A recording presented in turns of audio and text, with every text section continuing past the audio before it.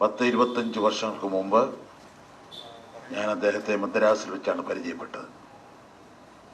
പരിചയപ്പെട്ട കാലം മുതൽ അദ്ദേഹം മരിക്കുന്നതിന് ഏതാണ്ട് ഒരു 2 ആഴ്ച മുമ്പ് എൻ്റെ മകൻ്റെ കുട്ടിയുടെ ബർത്ത്ഡേക്ക്, 1ാമത്തെ ബർത്ത്ഡേക്ക് വേണ്ടി അദ്ദേഹം വന്നിരുന്നു.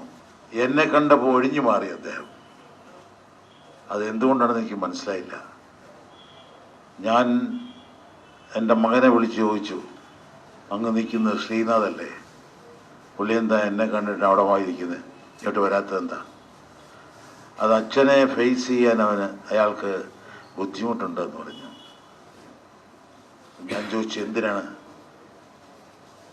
അത് അമ്മയുടെ പെരുമാറ്റം, അച്ഛനുള്ള പെരുമാറ്റം. അമ്മ എന്ന് പറഞ്ഞാൽ അമ്മ സംഘടന, നടീനടന്മാരുടെ വെൽഫെയറിന് വേണ്ടി ഉണ്ടാക്കിയ സംഘടന.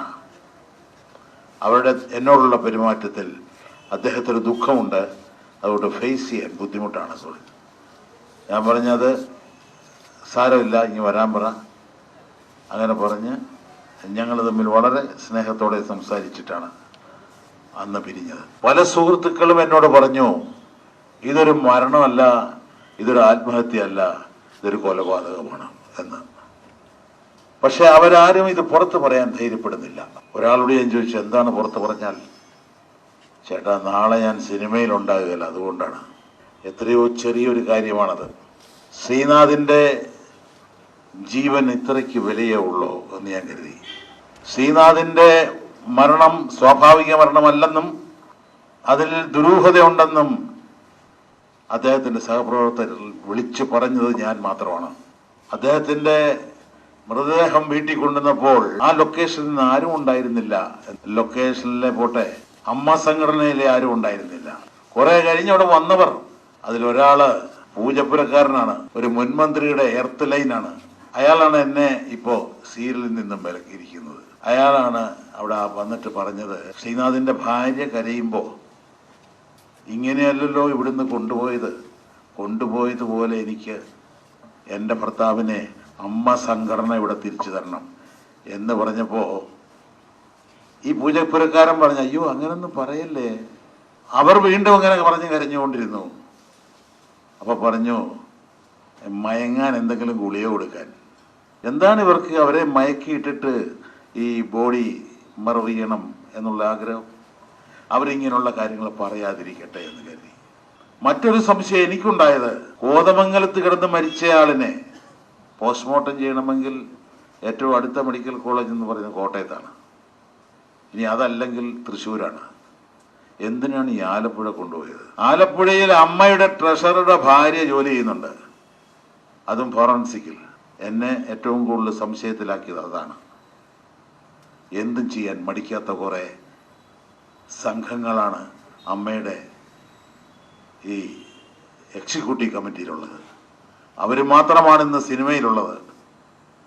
അവർക്ക് പിടിച്ചു നിൽക്കാൻ വേണ്ടി എന്ത് ദ്രോഹമോ അവർ ചെയ്യും.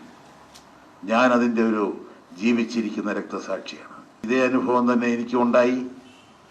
തൊഴിൽ നിഷേധം, ഇന്ത്യൻ ഭരണഘടന നമുക്ക് തന്നിട്ടുള്ള ഒരു അവകാശമാണത്. തൊഴിൽ, അത് നിഷേധിക്കപ്പെട്ടിരിക്കുകയാണ്.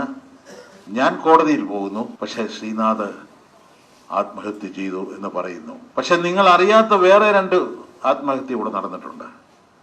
അതൊരു ലൈറ്റ് ബോയും മറ്റൊരു തൊഴിലാളിയുമായിരുന്നു, സിനിമാ തൊഴിലാളി.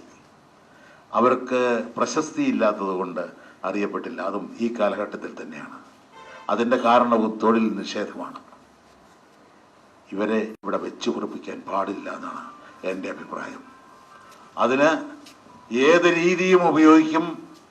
ഞാൻ അതിനു വേണ്ടി കാലുവെക്കുന്നവരുടെ കൂടെ ഞാനും ഉണ്ടാവും. ലക്ഷ്യത്തിലെത്തണം തന്നെയാണ് എൻ്റെ തീരുമാനം.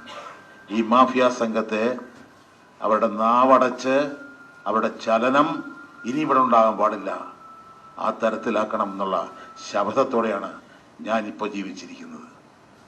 ഞാൻ ആത്മഹത്യ ചെയ്യില്ല. എനിക്കുണ്ട് ബുദ്ധിമുട്ടുകൾ, സാമ്പത്തിക ബുദ്ധിമുട്ടുണ്ട്.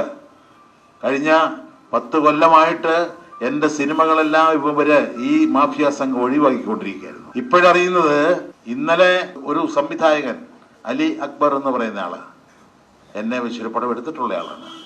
അദ്ദേഹം എൻ്റെ വീട്ടിൽ വന്നിട്ട് പറഞ്ഞത്, പലരും ചോദിക്കുന്നു, എന്നെ വെച്ച് നല്ല വളരെയധികം നിങ്ങളെ ഇഷ്ടപ്പെടുത്തിയ ഒരു ചിത്രം എടുത്തിട്ടുള്ള ഒരു ഡയറക്ടറാണ് പറഞ്ഞത്, എന്തിനാണ് ഈ തെലുങ്കിൻ്റെ പുറകെ പോകുന്നത്, നിങ്ങൾക്ക് വേറെ ആർട്ടിസ്റ്റിനെ കിട്ടില്ലെന്ന്.